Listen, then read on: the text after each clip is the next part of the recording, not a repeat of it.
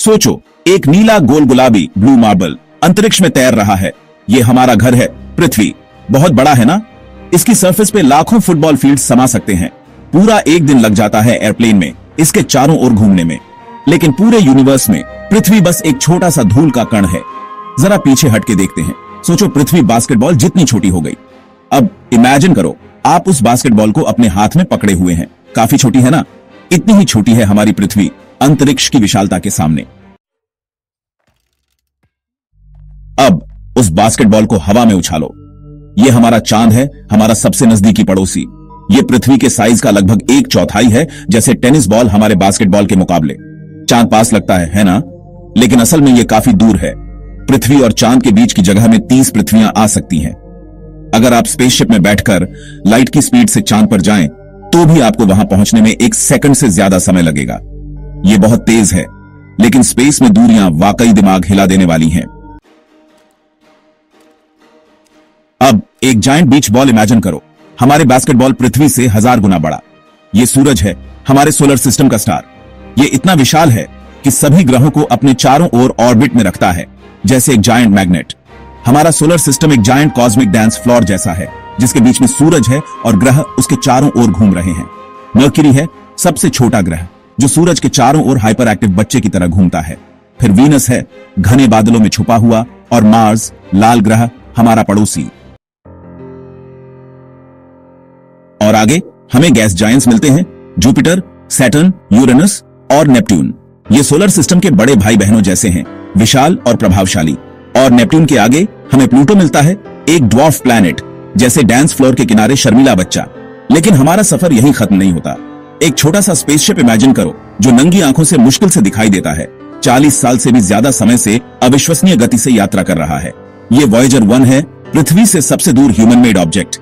ये प्लूटो के ऑर्बिट के पार इंटरस्टेलर स्पेस की विशालता में यात्रा कर रहा है। सेक्शन 5, हमारे बैकयार्ड के आगे ओट क्लाउड और अल्फा सेंटोरी। जब हम रात के आसमान को देखते हैं तो हमें अनगिनत तारे दिखाई देते हैं। लेकिन क्या आप जानते हैं कि हमारे सौरमंडल के किनारे पर एक अद्भुत संरचना है, जिसे ऑट क्लाउड कहा जाता है? वॉयेजर 1 भी हमारे कॉस्मिक नेबरहुड की सतह को ही छू रहा है। यह अंतरिक्ष यान, जो 1977 में लॉन्च किया गया था, अब तक का सबसे दूर जाने वाला मानव निर्मित वस्तु है। यह हमारे सौर मंडल की सीमाओं को पार कर रहा है और इंटरस्टेलर स्पेस में प्रवेश कर चुका है। हमारे सोलर सिस्टम के चारों ओर आईसी ऑब्जेक्ट्स का एक जायंट स्फीयर है, जैसे कॉस्मिक स्नोबॉल फाइट होने वाली हो। ऑट क्लाउड में लाखों, शायद अरबों आईसी बॉडीज हैं, जो हमारे सौरमंडल के सबसे बाहरी किनारे पर स्थित हैं। ये आईसी ऑब्जेक्ट्स धूमकेतु के रूप में जाने जाते हैं और कभी कभी हमारे सौरमंडल के अंदरूनी हिस्सों में प्रवेश करते हैं। ये ओट क्लाउड है, और ये इतना विशाल है कि वॉयेजर 1 को इसके किनारे तक पहुंचने में हजारों साल लग जाएंगे। ऑट क्लाउड का व्यास लगभग 1 प्रकाश वर्ष है, जो इसे हमारे सौरमंडल का सबसे बड़ा हिस्सा बनाता है। और ऑट क्लाउड के आगे हमारा सबसे नजदीकी तारा पड़ोसी है, अल्फा सेंटोरी।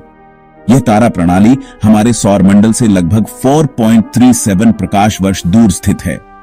यह दूरी इतनी अधिक है कि वर्तमान तकनीक के साथ हमें वहां पहुंचने में हजारों साल लगेंगे। ये 3 तारों का सिस्टम है, जो अपने कॉस्मिक डांस में बंद हैं। अल्फा सेंटोरी ए और अल्फा सेंटोरी बी एक बाइनरी सिस्टम बनाते हैं, जबकि प्रॉक्सिमा सेंटोरी, जो इनसे थोड़ा दूर है, इस प्रणाली का तीसरा तारा है। प्रॉक्सिमा सेंटोरी हमारे सौरमंडल के सबसे नजदीक का तारा है। लेकिन भले ही यह हमारे सबसे नजदीकी तारा सिस्टम है, फिर भी यह बहुत दूर है। अल्फा सेंटोरी तक पहुंचने के लिए हमें प्रकाश की गति से यात्रा करनी होगी, और तब भी हमें वहां पहुंचने में 4.37 साल लगेंगे। यह दूरी इतनी विशाल है कि इसे समझना मुश्किल है। अगर हमारा सूरज न्यूयॉर्क सिटी में बास्केटबॉल के साइज का होता, तो अल्फा सेंटोरी लॉस एंजलिस में एक और बास्केटबॉल जैसा होता। यह तुलना हमें यह समझने में मदद करती है कि अंतरिक्ष में दूरी कितनी विशाल होती है। हमारे सौरमंडल और अल्फा सेंटोरी के बीच की दूरी इतनी अधिक है कि इसे मापने के लिए हमें प्रकाश वर्ष का उपयोग करना पड़ता है। सेक्शन 6, मिल्की वे हमारी गैलेक्सी। अब और भी पीछे हटके देखते हैं। एक जायंट डिस्क इमेजिन करो, जिसमें अरबों तारे हैं, जैसे रोशनी का एक कॉस्मिक सिटी।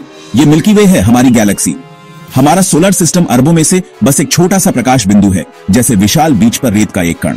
अगर आप लाइट की स्पीड से यात्रा करें तो आपको मिल्की वे के एक छोर से दूसरे छोर तक जाने में 1,00,000 साल लग जाएंगे। ये ह्यूमन सिविलाइजेशन के पूरे इतिहास से भी ज्यादा है। सेक्शन 7, मिल्की वे के आगे क्लस्टर्स और सुपर क्लस्टर्स। लेकिन हमारा सफर यहीं खत्म नहीं होता। मिल्की वे उन अरबों गैलेक्सीज में से एक है जो यूनिवर्स बनाती हैं।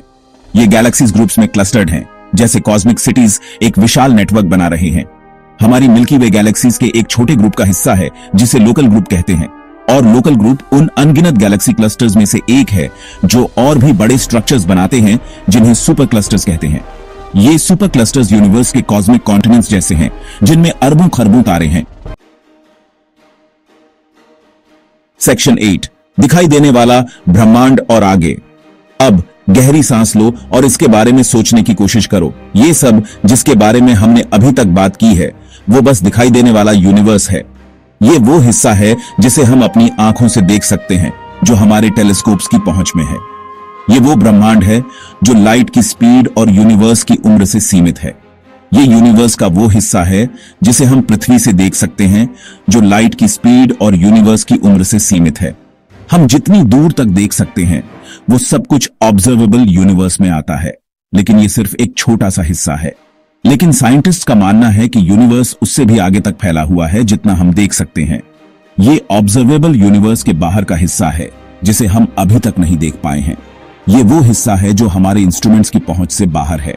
ये एक की होल से झांकने और एक विशाल और रहस्यमय मैंशन की झलक पाने जैसा है, जहां अनगिनत कमरे और गलियारे हैं जिनकी खोज अभी बाकी है। ये वो जगह है जहां हमारी कल्पना और विज्ञान की सीमाएं मिलती हैं। हम जानते हैं कि वहां और भी बहुत कुछ है, लेकिन हम अभी तक उसे देख नहीं पाए हैं। ये एक ऐसा रहस्य है जिसे सुलझाने के लिए हमें और भी एडवांस टेक्नोलॉजी और नॉलेज की जरूरत होगी। जैसे जैसे हमारी टेक्नोलॉजी और नॉलेज बढ़ेगी, हम यूनिवर्स के और भी गहरे रहस्यों को जान पाएंगे। हम उन अनदेखे हिस्सों को देख पाएंगे जो अभी तक हमारी पहुंच से बाहर हैं। ये एक एंडलेस जर्नी है जो हमें हमेशा कुछ नया सिखाती रहेगी। तो चलो इस जर्नी को कंटिन्यू करते हैं और यूनिवर्स के और भी गहरे रहस्यों को एक्सप्लोर करते हैं। ये एक ऐसी यात्रा है जो कभी खत्म नहीं होगी और हर कदम पर हमें कुछ नया सिखाएगी। सेक्शन 9, हमेशा फैलता हुआ ब्रह्मांड। और यह सबसे दिमाग हिला देने वाली बात है, यूनिवर्स अभी भी फैल रहा है। हर पल, हर सेकंड यह ब्रह्मांड अपने आप को और भी बड़ा बना रहा है। जैसे एक कॉस्मिक बैलून फुलाया जा रहा हो, गैलेक्सीज के बीच का स्पेस खींच रहा है और ये गैलेक्सीज एक दूसरे से दूर होती जा रही है, उन्हें और दूर धकेल रहा है।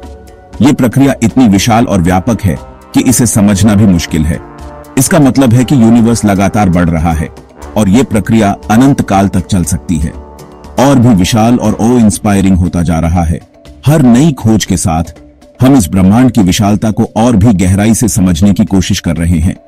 तो यूनिवर्स कितना बड़ा है? यह सवाल हमेशा से वैज्ञानिकों और खगोलविदों के लिए एक पहेली रहा है। सच तो यह है कि हम नहीं जानते। हम केवल अनुमान लगा सकते हैं और अपने उपकरणों के माध्यम से इसे मापने की कोशिश कर सकते हैं। यह इन्फिनिट हो सकता है, हर दिशा में हमेशा के लिए फैला हुआ, या ये फाइनाइट लेकिन अनबाउंडेड हो सकता है, जैसे स्फीयर की सरफेस, जहां आप बिना किसी किनारे तक पहुंचे हमेशा के लिए यात्रा कर सकते हैं।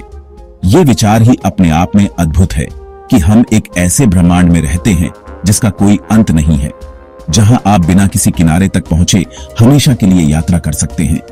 इसका असली साइज और शेप जो भी हो, यूनिवर्स हमेशा के लिए सबसे बड़े रहस्यों में से एक रहेगा और ये रहस्य हमें हमेशा आकर्षित करता रहेगा।